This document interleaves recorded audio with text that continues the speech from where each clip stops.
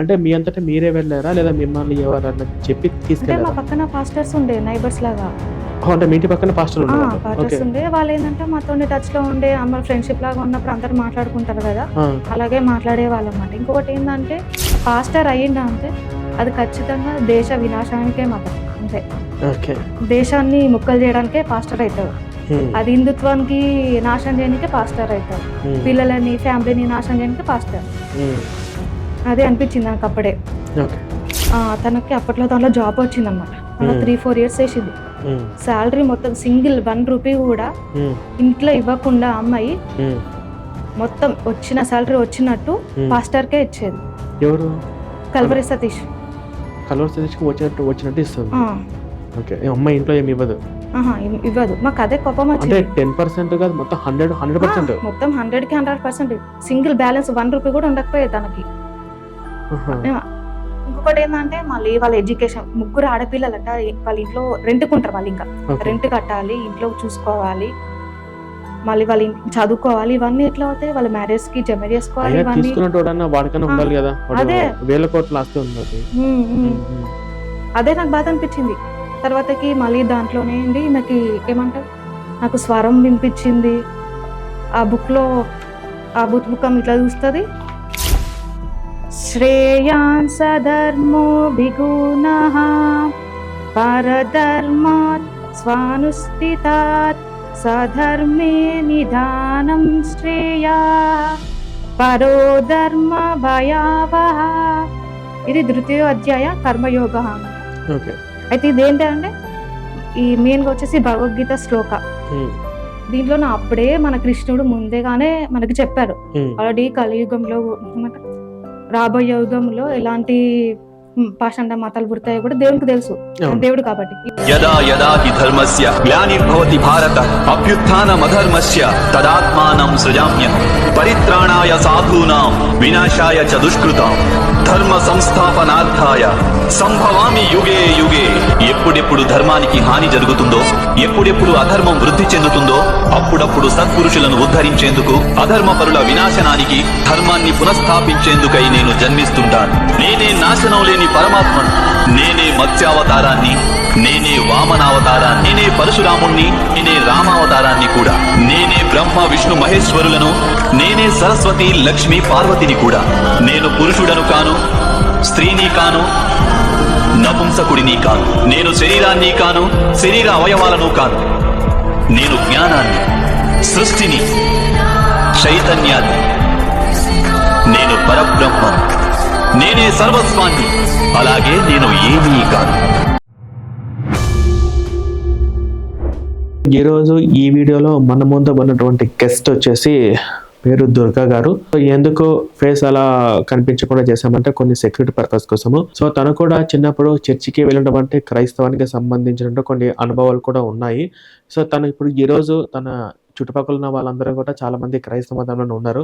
వాళ్ళందరినీ కూడా బయటికి తీసుకురావాలి అని చెప్పేసి ఒక కసిగా పోరాటం కోసము ఒక ఉద్యమం కూడా చేయాలనుకున్నారు. అంటే ఎక్కువగా మహిళలు చాలా ధైర్యంగా కెమెరా ముందుకు వచ్చి మాట్లాడే వాళ్ళు ఎక్కువగా ఉండరు, తక్కువగా ఉంటారు. సో వాళ్ళల్లో దుర్గా గారు ముందుకు రావడం అనేది నాకు చాలా సంతోషంగా ఉంది. దుర్గా గారు నమస్కారం. నమస్తే అండి. చాలా సంతోషము. సో మీరు కూడా చిన్నప్పుడు జేసుప్రభు కూడా దేవుడు, బైబిల్ కూడా పరిశుద్ధ గ్రంథం అని చర్చికి వెళ్ళిన క్రైస్తవ అనుభవాలు మీకు కూడా ఉన్నాయని కూడా మాతో చెప్పారు. సో షేర్ చేసుకోవడం మాత్రమే కాకుండా నేను చెప్పే స్పీచ్ ఎంతోమందిని ఇన్స్పిరేషన్ చేయాలి అనే ఒక ఆలోచన దృక్పథంతో మీరు ఇక్కడ దాకా వచ్చారు.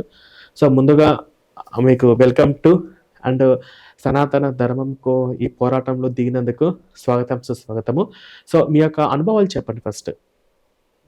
నమస్తే అండి. ముందుగా సెక్యులర్ భావం ఎక్కువ ఉండడం వల్ల అందరూ దేవుళ్ళు సమానమే అని చెప్పేసి ఆ ప్రభావంతో చర్చికి అలా వెళ్ళే వాళ్ళము. మేము హిందూసే చిన్నప్పటి నుంచి వెళ్ళి కన్వర్ట్ ఏం కాలేదు. ఆ సెక్యులర్ భావం వల్ల అప్పుడప్పుడు చర్చికి వెళ్ళేదాన్ని నేను, ఇంకా మా ఫ్రెండ్స్ కూడా. ఇంకొకటి ఏంటంటే చర్చెస్ లో హాలిడేస్ రాగానే పిల్లల కోసం అని చెప్పేసి 2 weeks 3 weeks అలాగా బైబుల్ స్కూల్స్ అనేవి కండక్ట్ చేసేవాళ్ళు. కండక్ట్ చేసి మళ్ళీ అక్కడ ఫారిన్ నుంచి వెళ్ళి గిఫ్ట్స్ వస్తాయి కదండి, ఆ గిఫ్ట్స్ ఇచ్చేసి సర్టిఫికేట్ ఇచ్చేసి ఆ జీసస్ గురించి చెప్పేవాళ్ళు, యేసు రక్తం అని చెప్పేసి. నాకు ఇంకొకటి ఏంటంటే వచ్చేసి నాకు క్వశ్చనింగ్ చేసేది చిన్న పంచాలు ఉంది అనమాట. అయితే వీళ్ళ దాంట్లో ఏంటంటే అది జీసస్ మదర్ వచ్చేసి మేరీ మాత మేరీ. కదండి. అయితే మన మాత దేవిని కాదు, అంటే మాత అనే పదం బైబిల్ ఎక్కడ లేదు. ఓకే. వీళ్ళు భరతమాత, హ్మ్. దుర్గామాత అని హిందూ గ్రంథాల్లో ఉన్నటువంటి మాతని తీసుకొని వచ్చి వీళ్ళు తగిలించుకున్నారు. హ్మ్. అసలు బైబిల్లో మాత అనే పదం ఎక్కడ లేదు. హ్మ్. మేరీ. చర్చ్‌లో ఉన్నప్పుడు ఆ ఏజ్‌లోనే చిన్నగున్నప్పుడు ఒకసారి అడిగాను. హ్మ్. నార్మల్‌గా అయితే మన సనాతన ధర్మంలో అందరి దేవుళ్ళకి పూజ చేస్తాము. ఇప్పుడు గణేశుడు ఉన్నారు, హ్మ్. పార్వతీమాతని పూజ చేస్తాము. అలాగే నేను అడిగాను, హ్మ్. ఏంటి జీసస్‌కి ఇట్లా ప్రేయర్ చేస్తున్నారు, మరి మీ దాంట్లో మేరీ మాతకి మొక్కరా ఏంటి అడిగితే దానికి సమాధానం ఏం చెప్పలేరు. హ్మ్. అది వేరే, ఇది వేరే అని చెప్పేసారు అంతే. హ్మ్. ఇంకొకటేందంటే, ఈ పాస్టర్స్‌తోని డేంజర్ ఏందంటే, వాళ్ళు ఎక్కువగా ఫోకస్ చేసేది పిల్లలని, ఓకే. లేడీస్‌ని. ఓకే. ఏదైనా ఫ్యామిలీ ప్రాబ్లమ్స్ ఉన్నా, ఫైనాన్షియల్ ప్రాబ్లమ్స్ ఉన్నా, ఆ! అదే ఇంకొకటి ముఖ్యంగా వచ్చేసి నేనెందుకు ముందుకు రావడానికి కారణం ఏందంటే, మా చుట్టుపక్కల కొంతమంది క్రిస్టియన్స్ ఉన్నారు, ముస్లిమ్స్ ఉన్నారు, హ్మ్. మా రిలేటివ్స్ ఉన్నారు. హ్మ్. వాళ్ళు వాళ్ళ ప్రభావం చేత వాళ్ళ దాంట్లో కన్వర్ట్ అయిపోయారు కొంతమంది. కొంతమంది ఇంకా సెక్యులర్‌గానే ఉండి చర్చెస్ కూడా అలవ్ అవుతున్నారు. నాకది చాలా బాధేసింది. హ్మ్. వాళ్ళు ఇంత అజ్ఞానంలో ఉన్నారు ఎందుకు? ఇదేంటి ఇలా చేస్తున్నారని చెప్పేసి ఆ బాధతోని నేను వాళ్ళకి దాంట్లో క్రైస్తవంలో ఉన్న అజ్ఞానం ఏంటి చెప్పాలి అని చెప్పేసి అనుకోని ఇలా మీ ముందుకు వచ్చాను ఓకే. ఇంటర్వ్యూకి. ఫస్టు మీరు చర్చికి దాదాపుగా హ్మ్. ఎన్ని సార్లు వెళ్ళింటారు? నంబర్ ఆఫ్ టైమ్స్ వెళ్ళాను. నంబర్ ఆఫ్ టైమ్స్ వెళ్లారు. హ్మ్. సో, వెళ్ళినప్పుడు అంటే మీరు మీ ఫ్యామిలీ మొత్తం వెళ్లారా? లేదా మీరు ఒక్కరే వెళ్ళేవారా? మా పేరెంట్స్ ఏం రాకపోతుండే.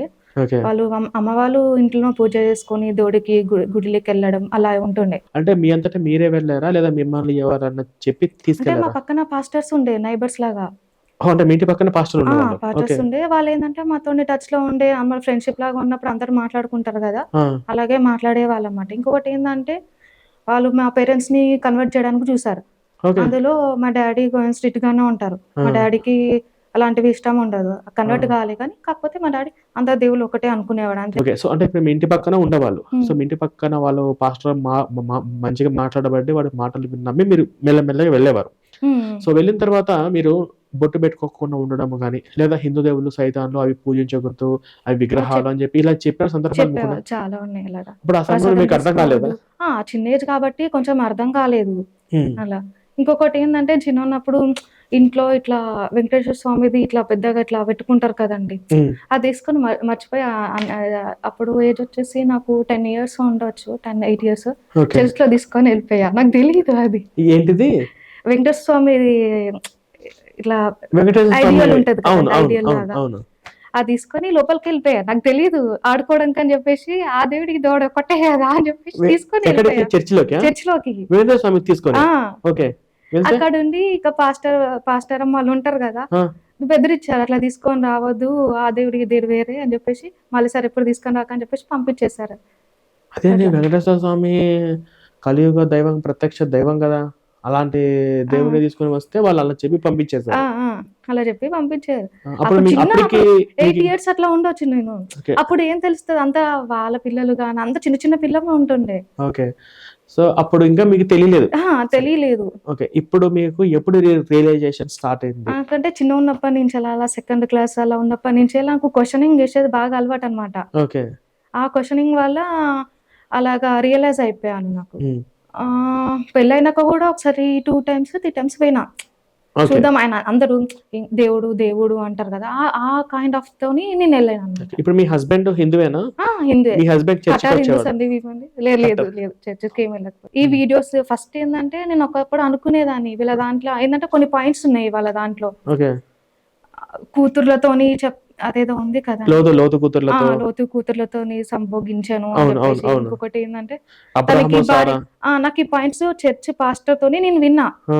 చిన్న పిల్లలు చాలా మంది ఉన్నారు. ఇట్లాంటి పాయింట్స్ చెప్తున్నారు. ఆ! నాకు అప్పట్లో నచ్చలేకుండే. ఇంకొకటేందంటే కూతురికి వయసొచ్చిన ఆడ కూతురికి పెళ్లి కాకపోతే తండ్రి పెళ్లాడవాలి అని తండ్రి చెప్పేసి కూతుర్ని పెళ్లి చేసుకోవచ్చని చెప్పేసి మనకు నాకు బైబిల్ ఉంది. ఇది నచ్చలేదు. డైరెక్ట్ నోటికి నేను బైబిల్ చదవలేదు. ఆ! పాస్టరు చర్చ్‌లో చెప్పడం విన్నా నేను. చర్చ్‌లో డైరెక్ట్ ఉన్న చెప్పాడా? తండ్రి ఆ! కూతుర్ని పెళ్లి చేసుకోవచ్చని. ఆ! ఓకే. నాకది నచ్చలేదు. ఏంటి ఇలా ఉంది? అది కాదు, మనిషి అన్నవాడికి ఎవరికి నచ్చరు. మరి మిగతా వాళ్ళందరూ నచ్చి అట్లనే చర్చికెళ్తున్నారా? ఏమో అది పాస్టర్స్ ప్రభావం ఇంకా. ఓకే. గొర్రెలు ఇంకా అలాగే ఉంటారు. పాస్టర్ పేరేంటో తెలుసుకోవచ్చా? పాస్టర్ పేరు చెప్తే మీకేమైనా ప్రాబ్లమ్ అవుతాయంటే వద్దు. నాకు గుర్తు రావట్లేదు, ఓకే. చాలా ఇయర్స్ అయిపోయింది అట్లా అని. ఓకే. మొత్తానికి మీరు అందులోంచి నెమ్మదిగా మీరే రియలైజ్ రియలైజ్ అయ్యారు. అయ్యాను. తర్వాత మీరు ఇంకా ఎప్పటినుంచి మా వీడియోలు చూడడం ప్రారంభించారు? నేనైతే చెప్తాను ఉండండి. ఇలాంటివైతే ఎప్పుడైతే నేను విన్నానో, నాకు పర్సనల్‌గా కొన్ని ఫైనాన్షియల్ ప్రాబ్లమ్, మ్యారేజ్ అయ్యాక అట్లాంటివి వచ్చినుండే. ఆ! సో, ఇంటి పక్కన అంతా క్రిస్టియన్స్ వాళ్ళు వీళ్ళు ఉంటుండే. ఓకే. అయితే నార్మల్‌గా నైబర్స్ కాబట్టి ఫ్రెండ్‌షిప్‌లో మాట్లాడుకుంటాం కాబట్టి వాళ్ళేం చెప్పేవాళ్ళంటే, యేసుప్రభుకి మొక్కు అన్నీ తగ్గిపోతాయి. ఏమైనా ప్రాబ్లమ్ ఉన్నా, ఫైనాన్షియల్ ప్రాబ్లమ్ ఉన్నా, ఫ్యామిలీ ప్రాబ్లమ్ ఉన్నా తగ్గిపోతాయి. చర్చికి రండి, పాస్టర్స్‌కి చెప్పండి, వాళ్ళు ప్రేయర్ చేస్తారు. ఇట్లాంటి మాటలు చెప్పేవాళ్ళు. హ్మ్. మాకేందంటే ఈ మాటలు నచ్చకపోయినా సరే, ఏమో దేవుడు గదా! జస్ట్ దేవుడు ఒక్కరే సెక్యులర్ అట్లా అని చెప్పేసి, అలాగా ఒకసారి నేను ఇంట్లోనే ఉండి మోకాళ్ళ ప్రార్థన చేసి ఏడ్చుకుంటా, ఏడుపు రాకుండా బాధ పెట్టి ఇట్లా చెప్తారు కదా అని కూర్చొని ఏడ్చుకుంటా, ప్రార్థన చేయండి, దేవుడు నీ మాట వింటాడు. హ్మ్. అట్లా కూడా చేశాను నేను కొన్ని రోజులు. హ్మ్. తర్వాతకి నాకు ఈ కొన్ని పాయింట్స్ నాకు నచ్చలేదనమాట. ఎంత అయినా గాని ఒక దిక్కు మనసనేది ఒప్పట్లేదు నాకు. హ్మ్. అయితే అంబేద్కర్ గురించి కూడా కొంతమంది చెప్తారు. ఏంటి, హిందుత్వం నచ్చక క్రిస్టియానిటీలో వచ్చారు అని చెప్పేసి. ఎవరొచ్చారు? అంబేద్కర్ అంబేద్కర్ అని క్రిస్టియన్‌లోకి? చెప్తాను. ఇంకా ఫుల్ మ్యాటర్ చెప్తాను. అయితే నాకు అప్పటికి కొన్ని యూట్యూబ్స్ అవన్నీ చూస్తూ ఉంటాననమాట. నాకు తెలుసు హ్మ్. అంబేద్కర్ క్రిస్టియానిటీలో రాలేదు. బుద్ధిజం అయితే వెళ్ళారు. బైబిల్ గురించి ఎవరైనా గట్టిగా తెలిసిన వాళ్ళైతేనే, క్వెషనింగ్ చేసేవాళ్ళు ఉంటేనే దీని గురించి తెలుస్తది. హ్మ్. బైబిల్ ఎంత భూత పుస్తకమా అని చెప్పేసి. అప్పుడు అంటే మేము అప్పుడు పాండిచ్చేరిలో ఉండేవాళ్ళము. 2017, 18 ఆ టైంలో. హ్మ్. అంతకంటే ముందు నుంచే నేను అనుకునేదాన్ని బైబిల్ గురించి, భూత పుస్తకం గురించి ఎవరైనా చెప్పాలి. నాకు బైబిల్ చదవలేదు. కాకపోతే 2, 3 పాయింట్స్ చదివినా. ఓకే. అవి నాకు నచ్చలేదు. అప్పుడు అనుకునేదాన్ని ఎవరన్నా వచ్చి బైబిల్ గురించి ఇది భూత పుస్తకము, దీంట్లో ఉన్నాయన్నీ చెప్పాలి అనుకునేదాన్ని. ఆ టైంలో నాకు శివశక్తి ఉండే చూసా. ఓకే. తను పాయింట్స్ అన్నీ రేజ్ చేశారు. దాంట్లో ఏమేమి ఉన్నాయో. అప్పటి నుంచే నాకు నచ్చింది. హ్మ్. దాని తర్వాత కొన్ని అమర ప్రసాద్ గారు, హ్మ్. మళ్ళీ హిందూ జనశక్తి, హ్మ్. మరి మీరు ఇంకా మోక్ష ఇలాంటివన్నీ చూసాను. ఓకే. రియలైజ్ అయిపోయాను. ఆల్రెడీ ఫస్టే నేను ఇవన్నీ రాకముందుకే నా అంతలో నేను రియలైజ్ అయిపోయాను. ఇంకా అవన్నీ చూసినాక ఓహో! ఇలా అవుతుందా ఇంకా అని అనిపించింది. హ్మ్. నాకు స్కూల్ అండ్ ఇంటర్ ఏజ్ ఉన్నప్పుడే నాకేమనుకున్నా అంటే, పాస్టర్ అయ్యిండా అంటే అది ఖచ్చితంగా దేశ వినాశనానికే మాత్రం అంతే. ఓకే. దేశాన్ని ముక్కలు చేయడానికే పాస్టర్ అయితాడు. హ్మ్. అది హిందుత్వానికి నాశనం చేయడానికే పాస్టర్ అయితారు. హ్మ్. పిల్లలని, ఫ్యామిలీని నాశనం చేయడానికే పాస్టర్. హ్మ్. అదే అనిపించింది నాకప్పుడే. ఓకే.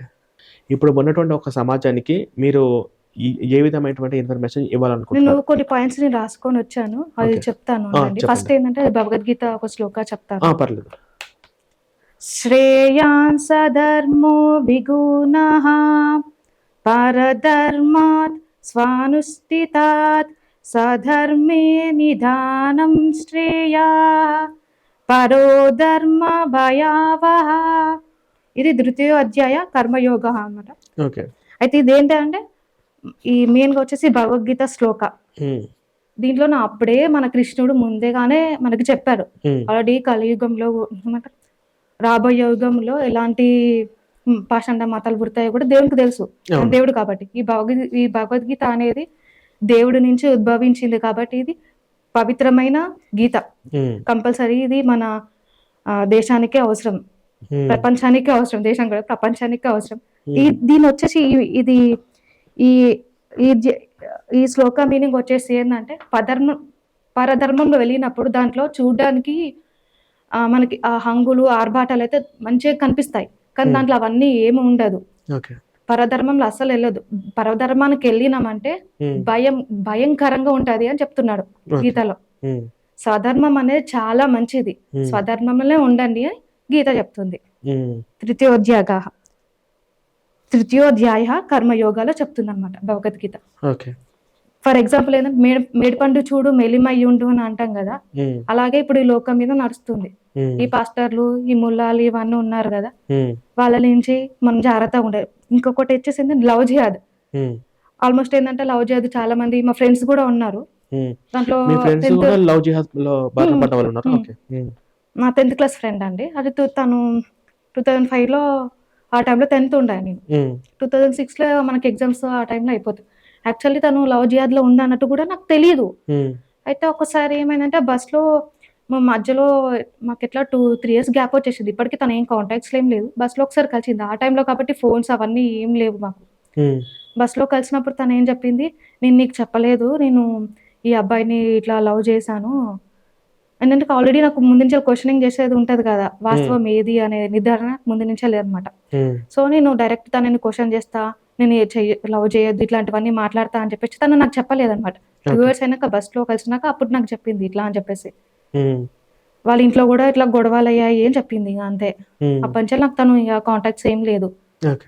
ఇప్పుడు ఈ మతం పరంగా మీ ఫ్యామిలీలో కానీ, అంటే క్రిస్టియన్ మతంలో ఇంకా మీ చుట్టుపక్కల బంధువులు, మీ రిలేటివ్స్, మీ స్నేహితులు కానీ హ్మ్. పూర్తిగా చర్చికి అడిక్ట్ అయిన వాళ్ళు కానీ, లేకపోతే బయటికి రాలేకపోతున్నట్టు వాళ్ళు కానీ ఎవరైనా ఉన్నారా? చెప్పండి. ఏందంటే యాక్చువల్లీ మా రిలేటివ్స్ ఉన్నారనమాట. మీ రిలేటివ్స్. మా కజిన్ సిస్టర్. 2008 ఆ టైం నుంచెలే తను చర్చ్‌కెళ్ళేదనమాట. వాళ్ళొచ్చేసి సింగిల్ పేరెంట్. 3 గర్ల్సే అనమాట. ముగ్గురు ఆడపిల్లలు. ఆమె వాళ్ళ ఫ్రెండ్స్ ద్వారా ప్రభావితం అయిపోయి తనకు కూడా ఒక ఈ జాంబీ వైరస్ వచ్చేసింది. ఇక ఒకసారి వాళ్ళ ఇంటికెళ్ళామనమాట మేము. వాళ్ళ మమ్మీ కూడా ఇట్లా ఇట్లా బాధపడుతున్నావని మాకేం చెప్పలేదు. తనే ఒకసారి ఉండి ఇట్లా చెప్పిందనమాట. ఇట్లా జీసస్‌కి మొక్కుకున్నా, జీసస్‌కి నమ్ముకున్నా నేను. అతనే మంచి దేవుడు. మన దేవుళ్ళు ఏ దేవుడు కాదు అని చెప్పేసి నువ్వు అట్లేం అనుకుంటున్నావు అట్లా అనుకోకు. ఫస్ట్‌లో ఏందంటే తను కృష్ణుడు అంటే బాగా భక్తి ఉండేది.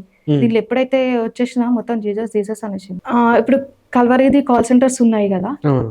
తనకి అప్పట్లో దాంట్లో జాబ్ వచ్చిందనమాట. అలా 3, 4 ఇయర్స్ చేసింది. సాలరీ మొత్తం సింగిల్ 1 రూపీ కూడా ఇంట్లో ఇవ్వకుండా అమ్మాయి మొత్తం వచ్చిన సాలరీ వచ్చినట్టు పాస్టర్‌కే ఇచ్చేది. ఎవరు? కల్వరి సతీష్. కలర్ సతీష్‌కి వచ్చినట్టు ఇస్తుంది. ఆ! ఓకే. అమ్మాయి ఇంట్లో ఏమి ఇవ్వదు. ఇవ్వదు. మాకదే కోపం అంటే వచ్చింది. 10% కాదు, మొత్తం 100%. మొత్తం 100కి 100% సింగిల్ బ్యాలెన్స్ 1 రూపీ కూడా ఉండకపోయేది తనకి. ఆహా! ఇంకొకటేందంటే మళ్ళీ వాళ్ళ ఎడ్యుకేషన్ ముగ్గురు ఆడపిల్లలంట. వాళ్ళ ఇంట్లో రెంట్‌కుంటారు వాళ్ళింకా. ఓకే. రెంట్ కట్టాలి, ఇంట్లో చూసుకోవాలి. మళ్ళీ చదువుకోవాలి. ఇవన్నీ ఎట్లా అవుతాయి? వాళ్ళ మ్యారేజ్‌కి జమ చేసుకోవాలి అయినా ఇవన్నీ. తీసుకునేటోడన్నా వాడికన్నా ఆ! ఉండాలి గదా! వాడు అదే. వేల కోట్ల ఆస్తి ఉంది అది. హ్మ్. హ్మ్. హ్మ్. హ్మ్. అదే నాకు బాధ అనిపిచ్చింది. తర్వాతకి మళ్ళీ దాంట్లోనే అండి ఈమెకి ఏమంటారు? నాకు స్వరం వినిపిచ్చింది. ఆ బుక్‌లో ఆ బుకం ఇట్లా చూస్తది. హ్మ్. నాకిదే నా దారి. నాకు ఈ బుక్ ఇట్లా చూస్తా. నాకు ఏదో ఒకటి చూస్తాను. హ్మ్. అది ఉంటాయి గదా! వాళ్ళయి. ఈ పిచ్చి అంటారు. పిచ్చి ఆ! టాప్ స్టేజ్‌కెళ్ళిపోయింది. టాప్ స్టిక్‌కెళ్ళిపోయింది. ఓకే. ఇట్లా ఇంకొకటేందంటే వాళ్ళు ఇట్లాంటివి ప్రోగ్రామ్స్ చూడనియ్యరు. హ్మ్. చెప్పింది తను గూడా. హ్మ్. టీవీలు చూడొద్దు. చూస్తే వాళ్ళకి నాలెడ్జ్ వస్తది గదండీ! అవును. అవును. ఆ!